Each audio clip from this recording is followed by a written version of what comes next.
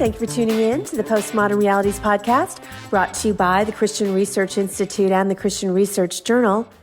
I'm Melanie Cogdill, managing editor of the Christian Research Journal.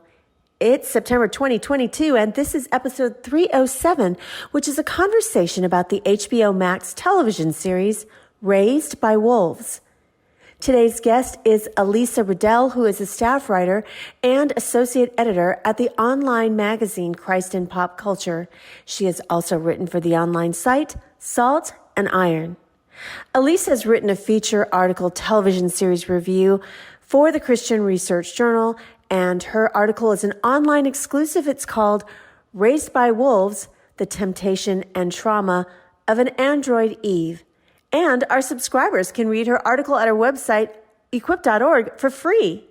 If you don't already subscribe and want access to this online exclusive article, please go to our website, equip.org, to subscribe. Elisa, it's good to have you on the podcast. Thanks so much for having me. Well, as I mentioned, Elisa has written a television series review for our print journal, and Raised by Wolves first debuted back actually 2 years ago now on HBO Max. It's a sci-fi drama, and it was created by a showrunner called Aaron Guzikowski. And the first 2 episodes were directed by the very famous director Ridley Scott of Alien fame and others. And so he's one of the executive producers. So that's probably how it got some, buzz and notoriety. As a matter of fact, if anyone is interested, you can watch for free episode 1 of season 1 on YouTube if you look up Raised by Wolves. And so far it has 2.1 million views. So that's a lot. So there might be some of our listeners and readers who are not very familiar with this sci-fi show. I don't know that it kind of reached the heights of other kind of cultural sci-fi shows, but could you give us a little bit of the premise of the story and kind of let us know who are the main characters in this show? Sure. So it's sci-fi. It's set in the future. It's the year 2145, and Earth has been destroyed by a religious war between militant atheists and a religious order called the Mithraic. The religious believers have won this war, but it's kind of a Pyrrhic victory because they can't stay on Earth. It's not habitable anymore. It's been destroyed. So the Mithraic build this enormous spaceship, which they call an ark, and it's going to take 1,000 survivors to a new planet called Kepler 22b to attempt to start humanity over again.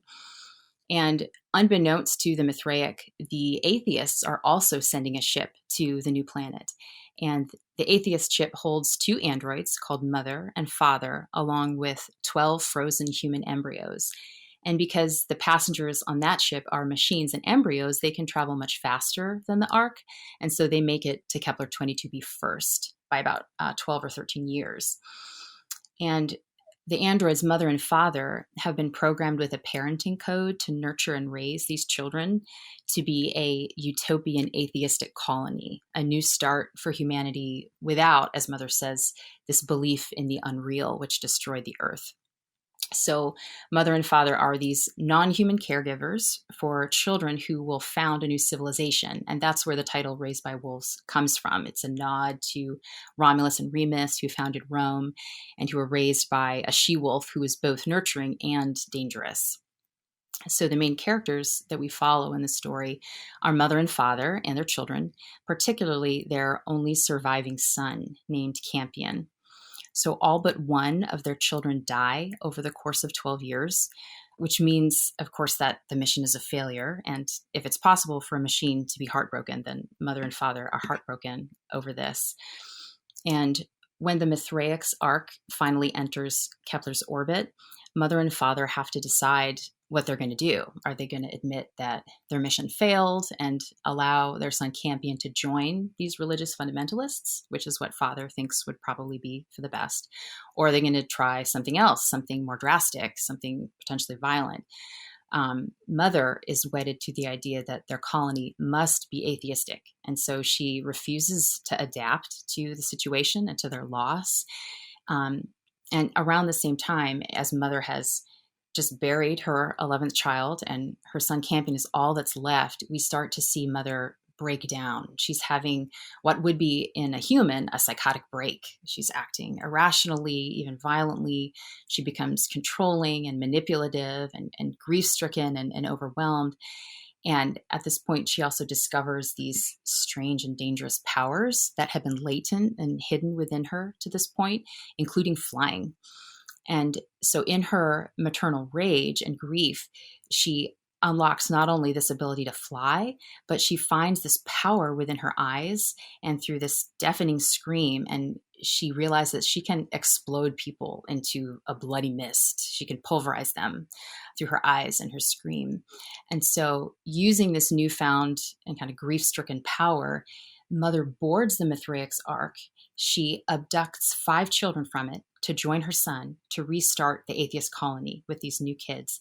And then she crashes the Ark into the planet and kills almost everyone on board. And everything I've just described that happens in the first episode to set us up for this small group of atheists and this small group of Mithraic believers who are now in violent opposition to each other on this new planet, which was supposed to be like a promised land or an Eden where, human civilization could start again. And yet it's beginning to look like, is this just going to be a repeat of what happened on Earth? So you kind of were mentioning that Raised by Wolves is, it's a show that's showing really this polarization between people who are religious and then atheists. As a matter of fact, before I watched the show, I just thought it was going to be like something that was anti-Christian or Christianity versus atheism, but it's really not that at all. You mentioned the religion is the Mithraic, and it turns out they worship a sun god called Sol. It's kind of like more of like an ancient, more of a pagan religion, I guess, but they still believe in the supernatural and stuff. So it's not Christianity, in case people were wondering. And so what do you think that the, writers of the show are trying to communicate about religion and about unbelief? And does it seem like it comes down on one side or the other, that atheism is better or religion has some good points to it? And, like I said, I don't know that at first I thought it was about, criticizing Christianity, but I think it was more taking a look at the difference between science and faith a little bit more. So do you think it's making a critique of Christianity at all? Well, the writer Aaron Guzikowski, he grew up Catholic, but is no longer practicing. And while there are a few aspects of Misraism in the show that kind of hint toward Christianity, I mean, they've got a ritual that looks, for all intents and purposes, like the Eucharist. They wear sun pendants the way that a Christian might wear a cross. They have memorized prayers that the faithful repeat. They've got scriptures and prophecies and a social and religious hierarchy that mimics the military. And they've got these long flowing robes that make you think of Roman Catholicism, maybe like a Jesuit order or something like that. But I'm pretty sure Guzikowski chose Mithraism because it is in real life a dead religion. No one practices it anymore. It was a mystery cult in the early centuries AD within the Roman Empire, and we know hardly anything about it. What little we know is about rituals and not doctrinal beliefs, and that it was popular amongst the military.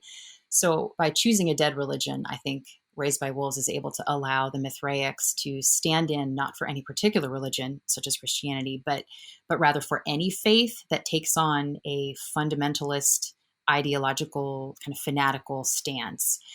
And Guzikowski has said in interviews that he's suspicious of the totalizing claims of religion, but he's also suspicious of sort of the technocratic, totalizing claims of science as it's seen in the atheists in the show, who, while they like to think of themselves as being entirely rational and logical, they're just as given to ideology and fanaticism and violence as their believing counterparts are.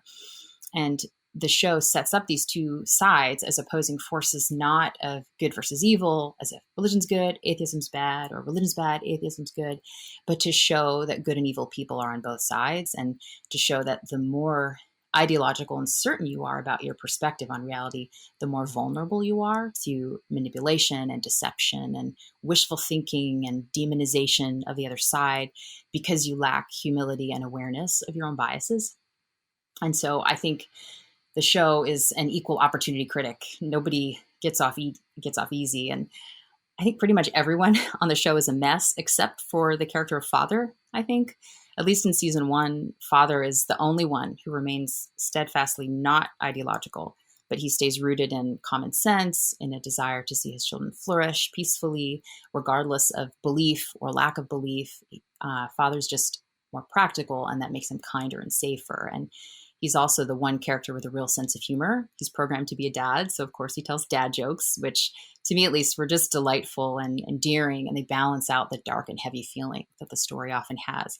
But Father's the only funny one, and he's also the only one you can trust, and those somehow seem connected to me. But all the other characters are constantly at risk of being like possessed by an idea, and I think that's what an ideology is. To quote Jordan Peterson, ideology is when you don't just have an idea, but the idea has you, and you're enslaved to it, to your own moral harm.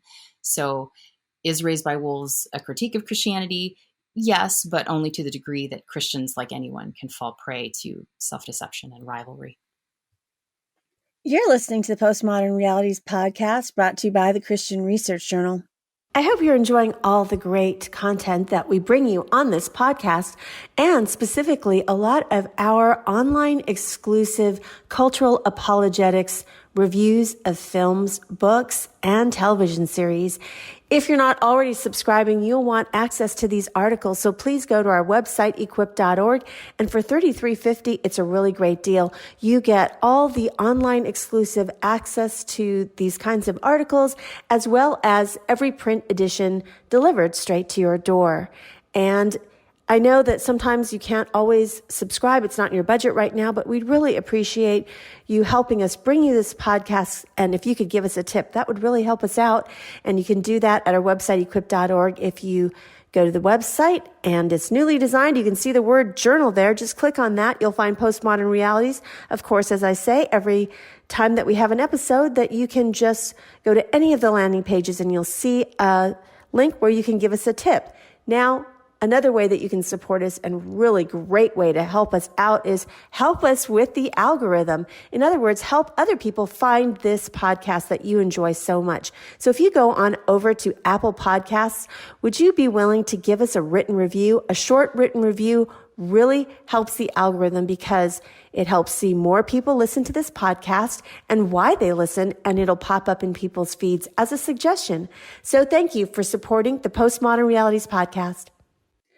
Well, you were just noting that it's not like exactly about Christianity per se. I mean, there's, it's this religion is kind of a stand-in for religion. And I'm just wondering, though, despite that, are there any kind of like biblical archetypes or themes or stories that you think that Raised by Wolves draws on to create, its character and its world? And I think those kinds of things, even if they're very loose, are great talking points for Christians to talk about religion and some of the issues that are in the show, with people who are wondering about religion, who are not religious. Yes, absolutely. The show is full of biblical symbols. I mean, they're everywhere. Every episode uses them. So, the very beginning, the premise, you've got this world being destroyed because of human evil, Earth, not through a flood, but through nuclear war. And only a tiny portion of humanity is saved from the Earth's destruction on an ark, since the Mithraic call their ship an ark. You've also got mother and father escaping with 12 embryos. And so the image of, the 12 tribes of Israel, representatives of a chosen people to make a new start in a new land.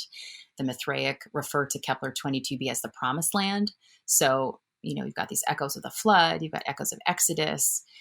And then also this idea of Kepler as the new world, as being kind of like a Garden of Eden, the beginning place of humanity.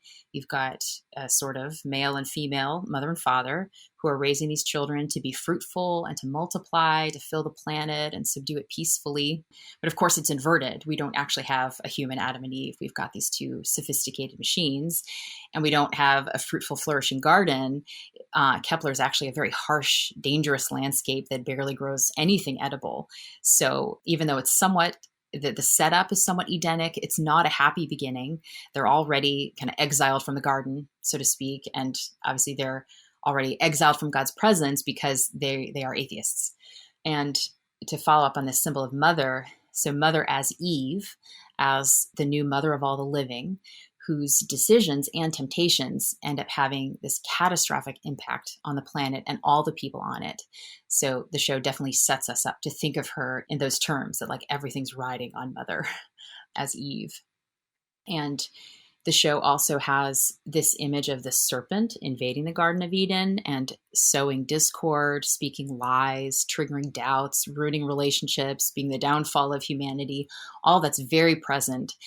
And the satanic voice shows up in a character in the show that we never actually see, but he's alternately referred to as Saul, the Mithraic sun god, or the voice, or the entity. And nobody really knows what it is, except that it's powerful and deceptive, and kind of like the serpent in Genesis, he's subtle. And he's somehow connected both to the underground core of the planet and to these gigantic snake skeletons that are scattered across the landscape. So you've got this overlay of the snake imagery with deception and power and this desire to ruin humans. And in the middle of season 1, we also see Mother in this symbolic frame as Eve being tempted by the voice of this Saul serpent type creature. She has her taking a bite of the fruit moment through Saul's seduction. And her decision ultimately results in the reintroduction of a living serpent to the planet. So Mother actually gives birth to this flying serpent that's a mechanical organic hybrid. She thought she was going to birth a special child, but she actually sets loose an evil that had long been dormant on the planet. And that's sort of this story's version of the fall.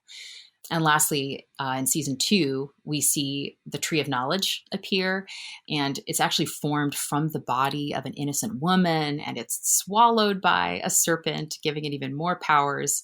So we've got all these images from Genesis that form major plot points of the story, and they serve as the visual grammar of Raised by Wolves, but they're being used in very strange and different ways. So you're just mentioning, just these kind of images of different types of things from Genesis. I mean, do you think it's a good idea that the series kind of incorporates some of this? Like it has, because like you said, it's very strange. So to have this idea of, oh, here's Mother and she's supposed to be this, she's a robot, but she's supposed to be this Eve-like character. Is that something that Christians shouldn't engage with? I mean, it starts giving you some really odd vibes with how they just take it and manipulate some of the story of Genesis and like put it in this different setting, and with the atheism and also this like very primitive religion and things like that. And is that something that's dangerous for Christians if we like look at the Bible as being more mythical or more like literature that a series is drawing from?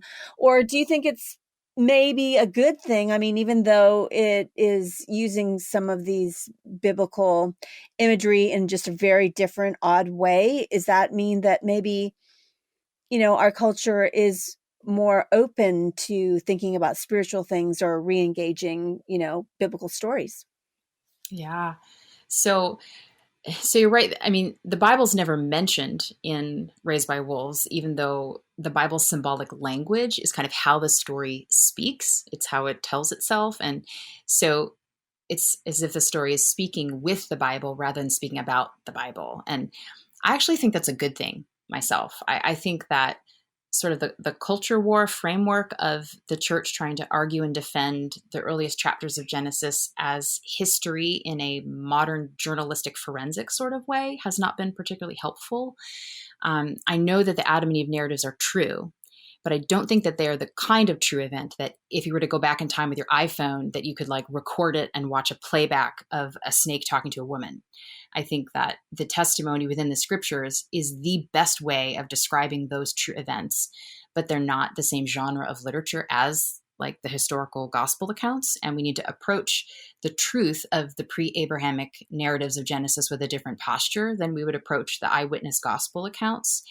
And so when pop culture picks up on the symbolic language and the pattern meaning of Genesis, I think that's fantastic. I think it means that some thread within our culture admits that the Bible's narrative has meaning and applicability to us right now and to our future, even in the context of our complex technology like artificial intelligence. And I think that the attitude of the new atheists like Dawkins, Dennett, Harris, Hitchens, they all presume that, as the reign of science increased, that our technological knowledge would replace religion and reveal it to be just superstition and magical belief. But Raised by Wolves shows us that faith is inevitable, even in atheists, even in a time of highly sophisticated tech. And the ability of Raised by Wolves to tell this story about the dangers of technology and religious fundamentalism using the Bible's symbolic grammar is a tacit admission that the scriptures aren't superstitious nonsense, but they are a fundamental form of wisdom. And so I hope that non-Christian viewers will become curious about the scriptures after watching it, and maybe they'll pick up the Bible and read Genesis for themselves. And I'd say for anyone listening who's interested, I highly recommend the book, The Language of Creation, Cosmic Symbolism in Genesis by Mathieu Pajot, as just a great resource for immersing your mind in the ancient cosmological perspective that the earliest scriptures were written within, so that you can approach those stories on their own terms and not anachronistically. So I want to talk a little bit more about the character of Mother. I found her to be quite off-putting, actually. You wrote in your article actually that she symbolizes, we talked about her as Eve, the mother of all living, but you also felt like she symbolized the Virgin Mary at the same time. And so that is very interesting. Can you unpack that, why you would say that she represents both of these women in the Bible? So I need to say first that I recognized or realized the dual role that Mother was playing in that story when I saw a particular icon of the Virgin Mary consoling Eve. It was drawn by Sister Grace Remington at Our Lady of the Mississippi Abbey. And if you were to Google, icon of Mary and Eve, I'm sure you could find it very easily online. And in this beautiful image, the serpent that deceived Eve is coiled around her leg, but its head is being crushed under a very obviously pregnant Mary's foot. And it's clear that Eve and Mary must be distinct because one is the problem and the other is the solution. One is ushering death into the world and the other is bringing eternal life. So in Raised by Wolves, Mother's temptation and fall is like overlaid with the gospel imagery of the Annunciation and the Nativity of Christ, rather than being set in opposition to that.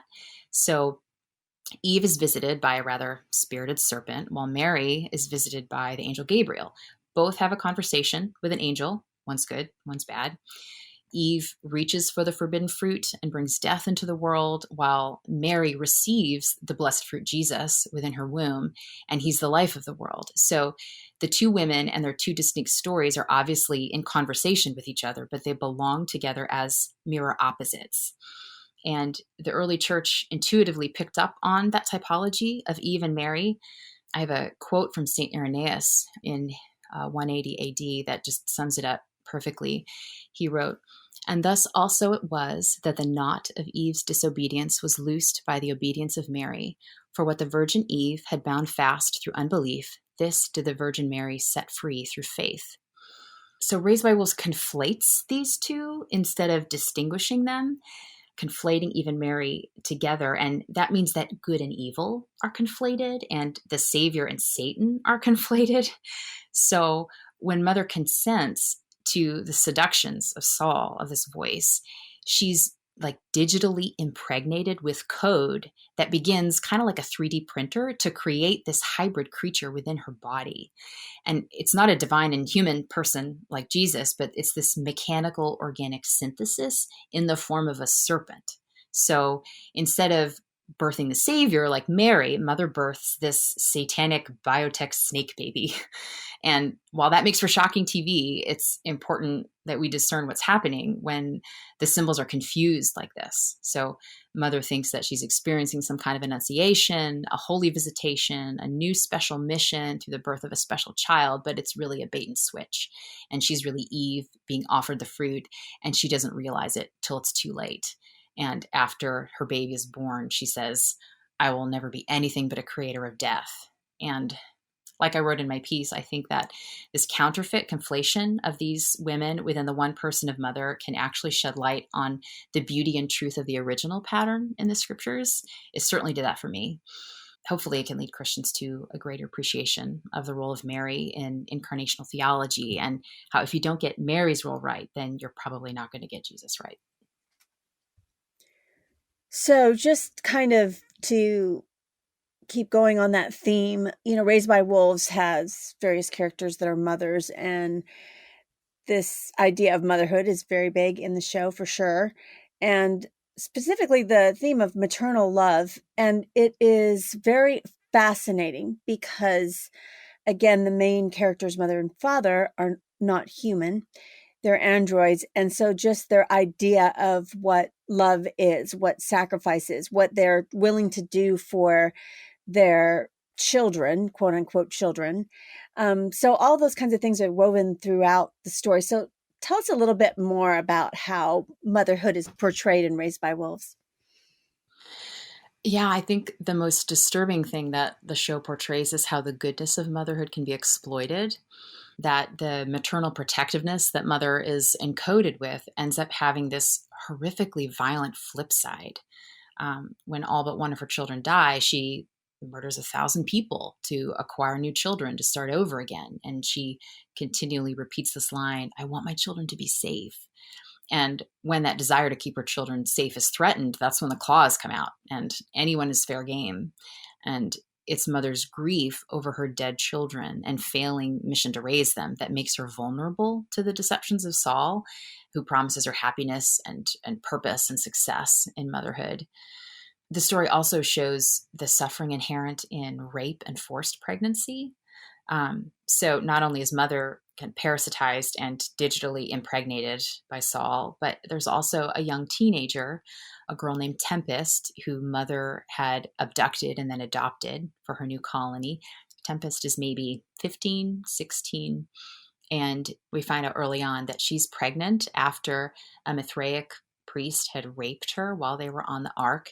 And he did that because he was one of the first ones to hear the voice of Saul. He said, Saul told me to do it, to spread his seed.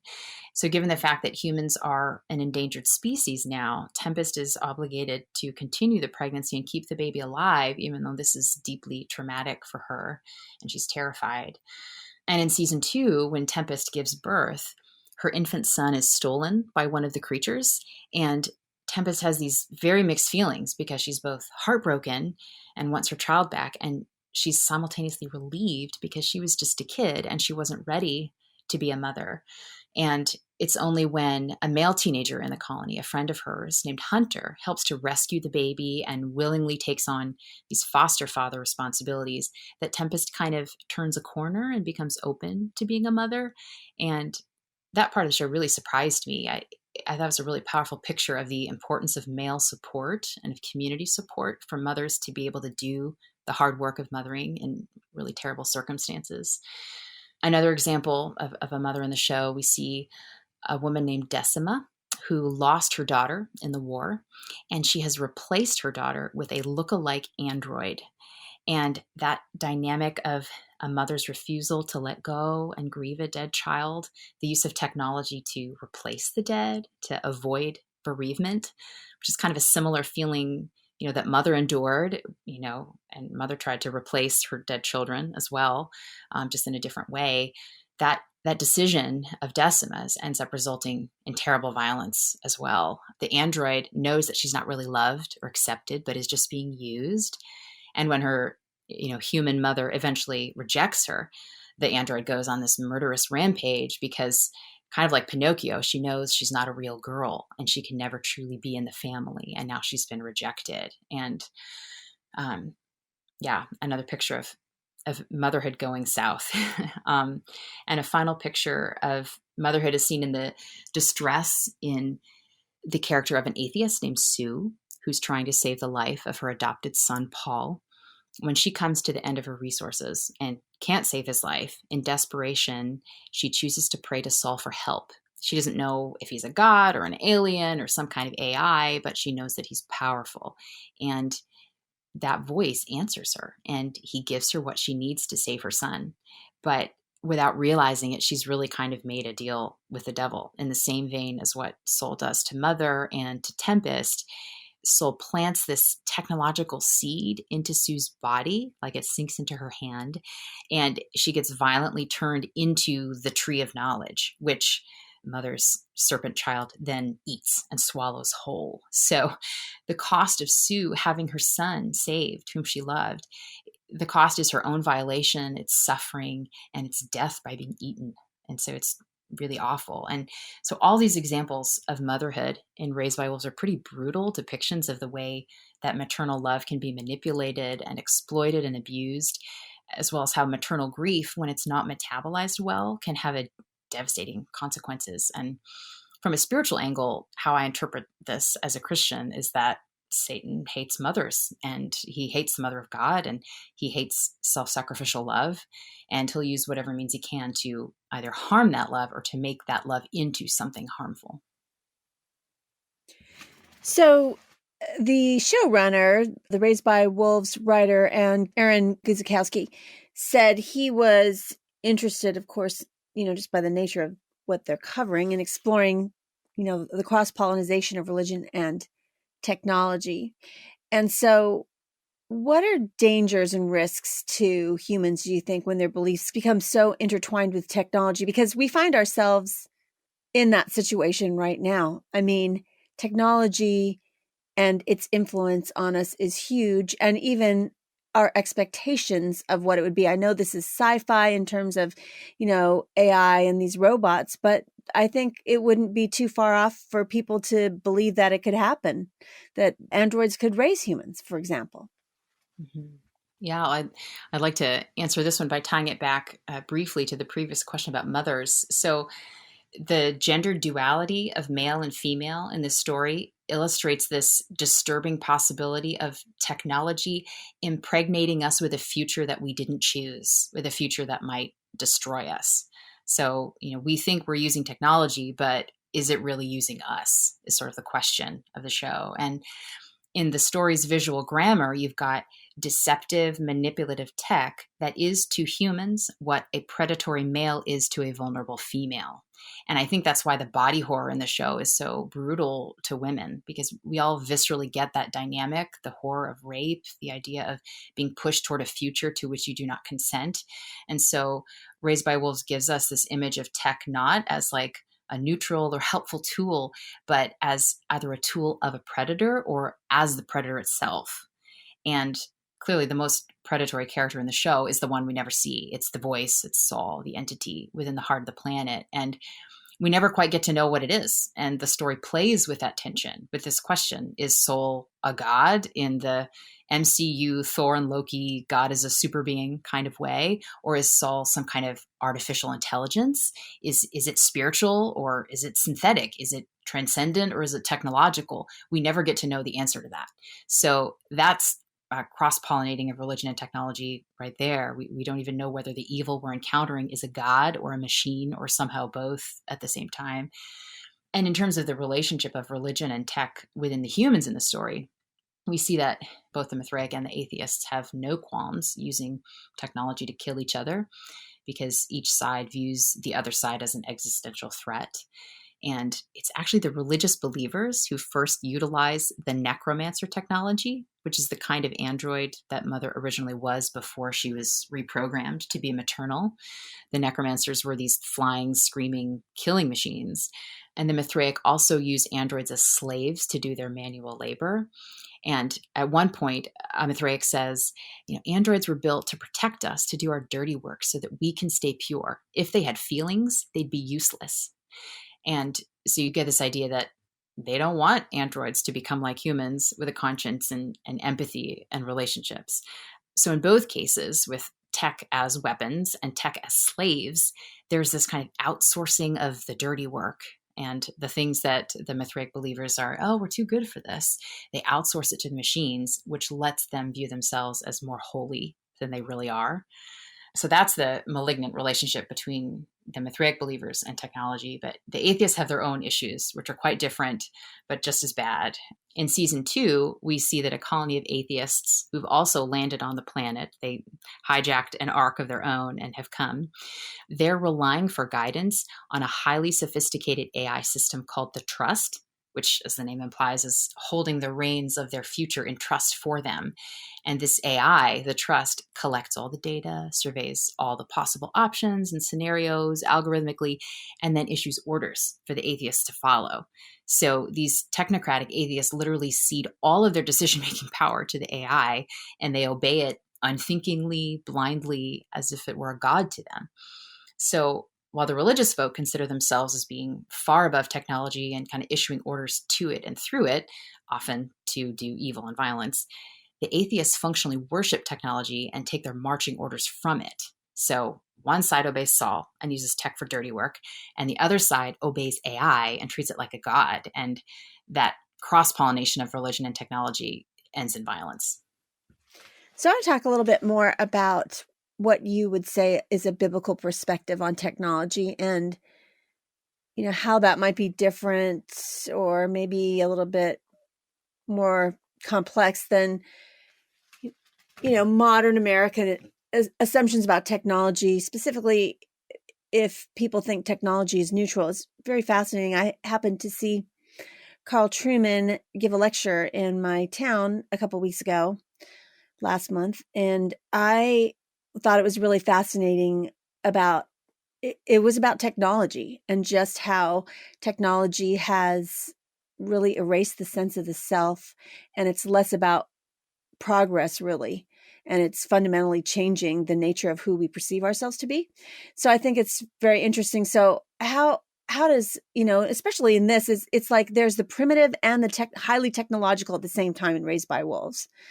And so, how should we look biblically at technology? Yeah, it's something I've been thinking a lot about lately. I think it's really fascinating that, the show is really focused on Genesis. So I'll pull ideas about technology from Genesis. Technology gets a pretty bad rap in Genesis, surprisingly. The things that we would recognize as technology show up in the narrative after the fall, and specifically in the line of Cain. So one of Cain's descendants is credited as the craftsman who worked with bronze and iron, which would include weapons. And in that same line, we end up with, Lamech boasting that he's exponentially more vengeful and violent than his forefather Cain.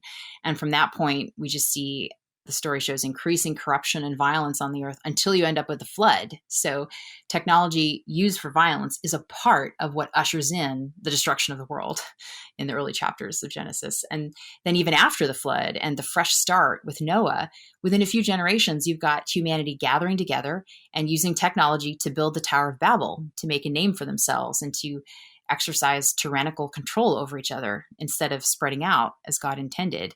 Because the only way you can build a tower like that is by making some of your people into slaves. And so once again, God interferes with humanity's rotten plans and he confuses their language and scatters them. And so this kind of dark underbelly to human technological innovation is definitely present in Genesis, right alongside the more positive message of the creation mandate, which is what I'm much more familiar with, that I've heard for years, that to tend the garden and to make the world flourish, and the idea of technology as helping you to obey God and to make the world more fruitful. And so clearly people can use their technological creativity for violence and control and pride as much as they can use it for good. And a misuse of tech for evil ends, it ends up bringing judgment down on our own heads. And I definitely think that's a theme of the early chapters of Genesis. So people might know about something called the Turing Test. It was invented by Alan Turing in the 1950s, and it's a test to see if a machine's ability can exhibit behavior that would make it indistinguishable from a human. And, can you tell the difference between machine and a human? So do you think mother and father would pass the Turing test, and how much do you think they are like real humans? I think maybe it's the actors themselves, or maybe it was the direction or how they wanted the actors to portray these androids, but to me, I never saw them as human, as the viewer. I would say I never saw mother and father as being human at all. They felt very mechanical to me and very calculated. Hmm. Yeah. That's definitely a recurring question in the show about whether mother and father in particular are just machines following their programming who only appear human just because they're so good at imitating us, so to what degree is it all just kind of a lie? Or whether mother and father actually grow into self-conscious, code transcending, emotionally attached beings. I mean, the Mithraic are very dismissive and derisive toward androids because they treat them as slaves. Like androids are just souped up Roomba or Siri. But Campion, who is raised by mother and father and who clearly loves them and is devoted to them, he's throughout the show, he's always making the case for the realness of his parents, for the authenticity of their love. He clearly thinks, androids are people too. And he even develops a crush on an android in season 2, which is kind of strange. But you can see why he would, since he has been raised by androids and views them as people.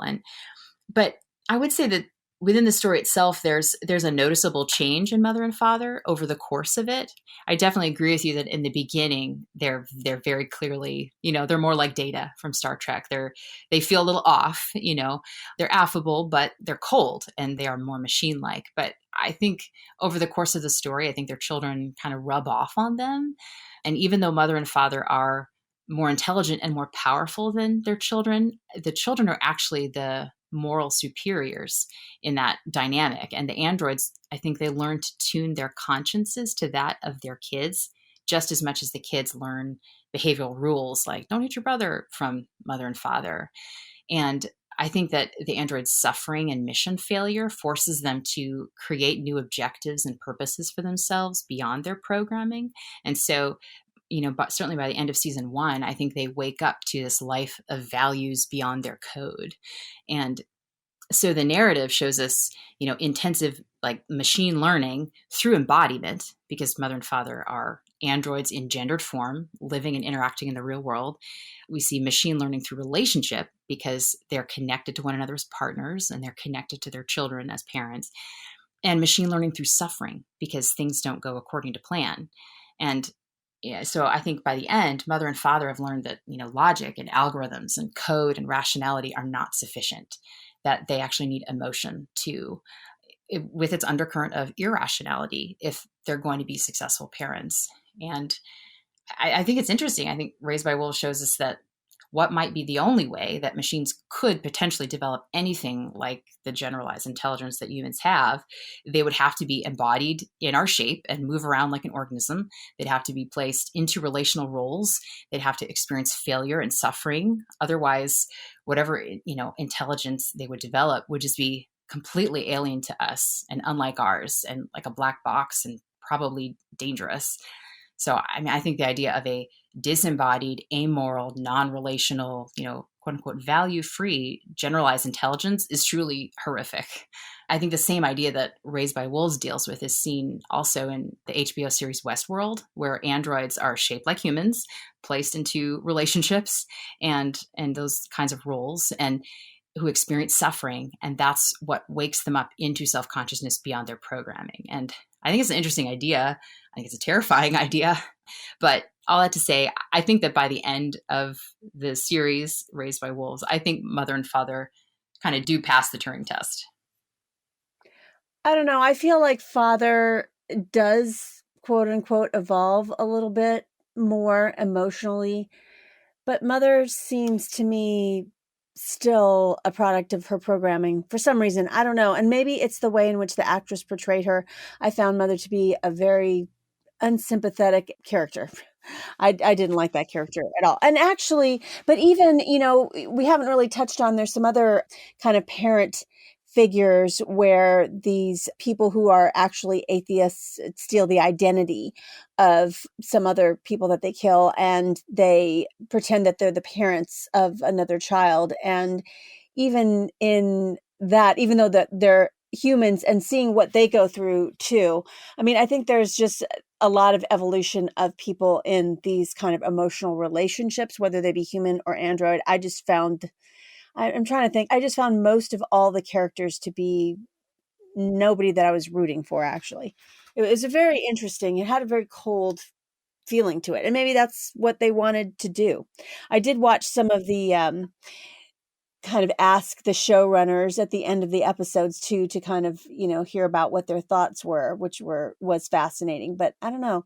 I just felt that there wasn't as much of a connection. But I would say that the show does make use of the concepts of, human evolution. Like I said, just different things are happening, whether it's with the androids or actual human characters. I mean, not just evolution, but devolution also. And in the mythology that it presents in the series. So can you kind of describe that for us and then talk to us about any kind of like theological tie-ins that would have as well? Yeah, so when the humans land on Kepler 22b, they make the reasonable assumption that they're the first humans to ever be there. And when they start to encounter alien creatures on Kepler, they assume that these creatures are just native to Kepler, that they evolved on and from this planet. There are these creatures with very narrow faces and small tails that walk on all fours, and they live alone on the edges of these gigantic pits eating fungus. And they're kind of dog-like, they're kind of monkey-like, and they have no linguistic capacities. And at one point, the colony even begins to hunt and eat these creatures. And then in the tropical zone of the planet, there are these mermaid-like creatures with fins instead of legs, but they have humanish faces, but they're also like fish. And there's a third kind of creature on the planet that's more of like a humanoid hominid type of creature. We only see one or two of them. There's hardly any left, but they look a lot more like us, but with paler, fleshier faces. They wear clothes. They use hieroglyphics. They have technology and rituals that we don't understand. And this type of being appears to be kind of a midpoint between humans and these other dog and fish-like forms. And as the story goes on, we find out that each of these creatures is in a genetic line that was formerly known as human. So these creatures are descendants of humans that have adapted to Kepler 22b by becoming, for all intents and purposes, less human and more animal over vast amounts of time. They've lost language, they've lost culture, they've lost religion, they've lost self-consciousness, they've lost technological innovation. And the terminology that the show uses to talk about this phenomenon is devolution, as some sort of opposing process to evolution. And I think if you were to ask a scientist today, I'm pretty confident they would tell you that devolution is not a thing. It's not a term used or a concept recognized in modern science. And that's because it's very common for scientists to presume on a philosophical level a non-teleological universe and a non-teleological process is going on within the universe. So the common assumption is that evolution is merely change over time, not in any sense progression towards a good or progression towards a goal.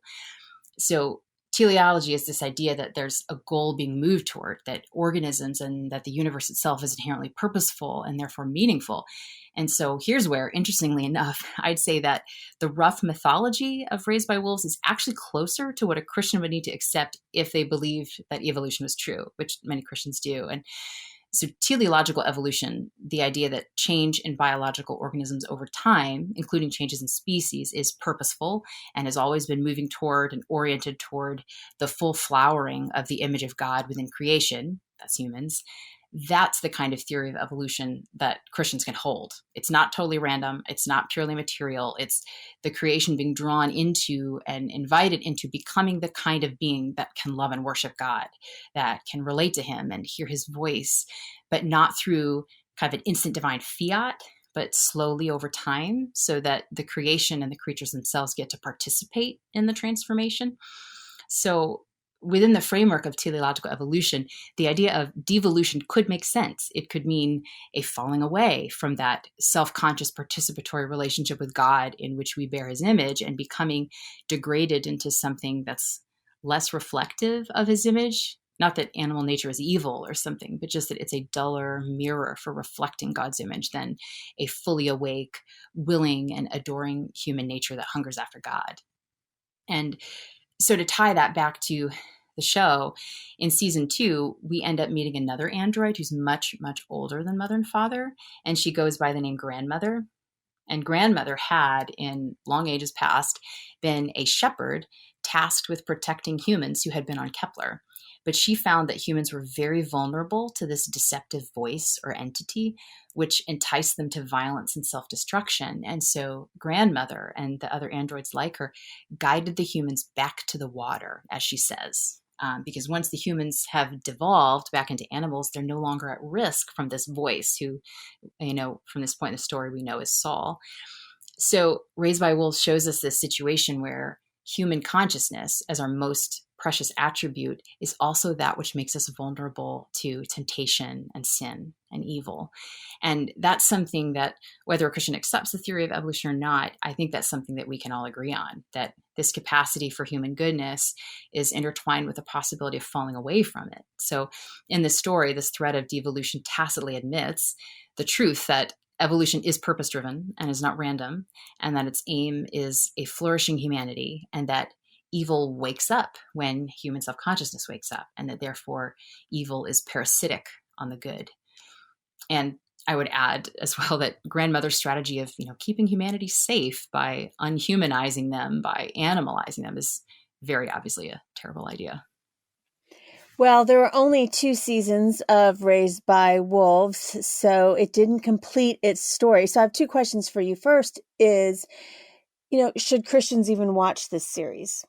It is a very different, interesting series. Should they even watch it, first of all? And secondly, if they do decide to, why should someone stick with it knowing that, okay, it ends in a cliffhanger and there's only 2 seasons and we'll never know what happens? Yes, I definitely think it's worthwhile for Christians to watch it. I think it's great to kind of get practice at exercising one's discernment and theological muscles to kind of work through all of the symbolism in the series and discern, okay, how is this different from, how is this similar from, similar to the scriptures, and to kind of parse that out. And as well as I think it's really important for Christians to engage with the possibility of AI, to be thinking about that. I know there's a temptation within myself to be like, oh, that's never going to happen. I don't even want to think about it. That sounds terrifying. And just to kind of go la, la, la, la, la, and not, not approach it in any way. But I think that really good fiction, the good stories, can help us sort of self-examine and also imagine and think about, well, what would happen? What would our faith and our morality do with an AI if it itself or someone else was declaring it to be sentient and, real? What would we do with that? Like, that is something worth thinking about, because we don't know what the future holds, but we know our God is good and we have the scriptures. But I think we need to go ahead and think through these ideas. And I think that stories like this are a great way to start thinking about it. And as far as, why should I bother watching it if it ends after 2 seasons on a cliffhanger? I get it. But I definitely still think it's worth watching. I've seen a lot of sci-fi, but I've never seen sci-fi that speaks with this biblical symbolic grammar the way that Raised by Wolves does. That's really unusual. And if I had to compare Raised by Wolves with something else that's familiar to many, I'd actually say it has something in common with Frank Herbert's Dune, not in its scope or literary quality, because Dune is definitely in a class of its own, but Raised by Wolves is similar to it in that both imagine a high-tech future in which religion plays a significant role. So neither story uses kind of this tired trope of science replacing religion or rational techno-enlightenment doing away with religious superstition. I mean, Mother has that position within the story, but she's clearly shown to be wrong to think that way. So I find that idea is just totally implausible and even boring, that science would replace religion. But an exploration of what religion looks like in a time of astounding technological advancement, that's an interesting question. And not this idea that religion goes away, but how is it changed by technology? How does it adapt to tech? And that question is definitely investigated in Raised by Wolves. And you don't need a tidy ending and plot closure to benefit from thinking about that. And then I'd also say, on an aesthetic note, everything from the acting to the costumes to the score, which is very unique and eerie, to the cinematography, the special effects, all of it is really beautifully done. And if you're a Ridley Scott fan, if you like, Alien and Prometheus, Blade Runner, Gladiator, if you like the feeling of his movies and his visual style, then you can definitely see his influence in the story. And like you said at the beginning, he directed the first 2 episodes, which was actually his first television directing role in 50 years. So that's saying something that he'd take this on. And then, as you said, remained an executive producer throughout the show, and his fingerprints are all over it. So for fans of Ridley Scott and fans of sci-fi, you don't need it wrapped up with a bow to find the journey worthwhile, I think. And I'd say plus half the fun is in the mystery and in the theories about what everything means, and of course YouTube is just awash in explainer videos trying to unpack the meaning of everything. And I think it's just fascinating to chew on, even if it's unresolved. So it sounds like you're glad that you watched this series. Is there just any takeaways that you have from watching it? I don't know how I felt about it. I'm a sci-fi fan, but like I said earlier in the podcast, for some reason, I just couldn't connect to any of the characters themselves. I just had no empathy for them. Mm. Yeah, I hear that. I can relate to that. I don't think I really liked anybody except Father. But yeah, even though I don't, like you, I didn't really emotionally connect with anyone. The story did affect me, but it had a more sort of a warning effect, kind of a red alert effect on me. And particularly, I think it's influenced my relationship to technology, to my iPhone in particular, because the story has given me this visceral imagery to shape, I think, a healthy skepticism to technology, to recognize that it's not just a neutral tool, but it can easily become this vehicle for temptation, for self-deception. And, like both the atheist and Mithraic in the story, it's possible to give tech way too much influence over our decision-making, when our phones become like a second brain. I think especially the symbols in Raised by Wolves of biotech hybridization, this picture of like machine and organism merging, those have really stuck with me. And they make me recognize, to my shame, the degree to which I already feel like I'm a cyborg, like with my phone always on my body or in my hand, and how hard it is to put down. It makes me think of, Elon Musk telling us what a great idea it will be to have chips in our brains. And that's terrifying. So along these lines, I wrote a piece for Christ and Pop Culture in the form of a screw tape letter modeled after C.S. Lewis's book, The Screw Tape Letters. And it's part fiction, part observation, part confession, but it's about this demonic art of smartphone addiction. And the picture that goes with the article is one of like a smartphone in a woman's hand, and the bottom black edge of the device is like trickling down into her veins and entering her bloodstream, like it's attached to her symbiotically. And that kind of relationship in which tech becomes another limb that I can't do without, and that nudges me and shapes me and whispers to me and offers me knowledge and power and attention and happiness, that all those ideas are warnings in Raised by Wolves, but they're presented in this kind of mythological, symbolic sci-fi form. But it made me think of this great quote from Douglas Harding. He says that if we do not keep killing our tools, they will make us their tools and finally kill us. The appendage I cannot do without is a malignant growth. And I see that kind of malignancy in the way that technology functions in Raised by Wolves, as it kind of takes on this deceptive, demonic voice. And I worry about that in my own life. And so I'm grateful to the show for making me kind of feel in my gut the danger that a symbiotic relationship with tech is, both to my humanity and to my faith. So while it wasn't, say, the funnest journey, it was very, very stimulating and frightening in a good way. Like it woke me up, I would say. Well, finally, on a much lighter note, I have some fun rapid fire questions that we ask our authors so that our readers and our listeners can get to know them better. So, what is your favorite meal? My favorite meal is shrimp cakes with diavolo sauce that my husband makes. They're great. Introvert or extrovert? Oh, introvert for sure. And early bird or night owl? A former night owl who trained herself into an early bird and now loves it. Well, thank you so much for being a guest on the Postmodern Realities podcast. Thanks so much, Melanie. Good to be with you. You've been listening to the Postmodern Realities podcast, episode 307. Today's guest was Elisa Riddell. She has written an online exclusive feature article television series review for the Christian Research Journal. Her article is called Raised by Wolves, The Temptation and Trauma of an Android Eve. Our subscribers can read her article at our website, equip.org, for free if you don't already subscribe and want access to this online exclusive feature article, plus print editions right to your door. Please go to our website, equip.org, to subscribe. Stay connected with the Christian Research Institute and all the new content we have coming your way. The best way to do that is to head on over to our website, equip.org. There you will find thousands of free resources right at your fingertips, from articles to video to audio, and it's all for free.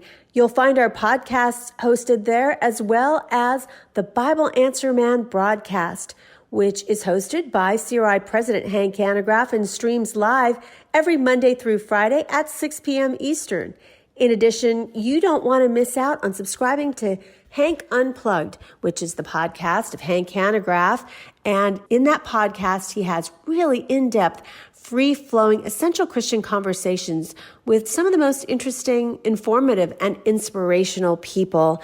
And in addition, he has a new series on his podcast feed called Hank Unplugged Shorts, which Hank goes into the headlines in the mainstream media and refutes a lot of those cultural issues that we have in these short podcast episodes. And there's quite a few of them. You don't want to miss out on them. Now, if you want to find some of this at other places where it's all in one place, really subscribe to our YouTube channel. It's a great way to get all of our content there, our podcasts there, and different individual questions theologically that people have that Hank answers at our YouTube channel. Now, you might be thinking to yourself, I don't know how to subscribe to YouTube. I don't have a YouTube account. Well, actually, you might just have a YouTube account. If you have a Gmail address, you have a YouTube account. Just log into YouTube with your Gmail address and search for Bible Answer Man channel, and please become one of our subscribers. In addition, if you see that bell icon right there on our front page, please click that, and every time that we have new content, you will receive a notification that new content is up on our channel for you to be able to consume. So thank you so much for the ways in which you partner with the Christian Research Institute. We are grateful for you listening and reading and watching.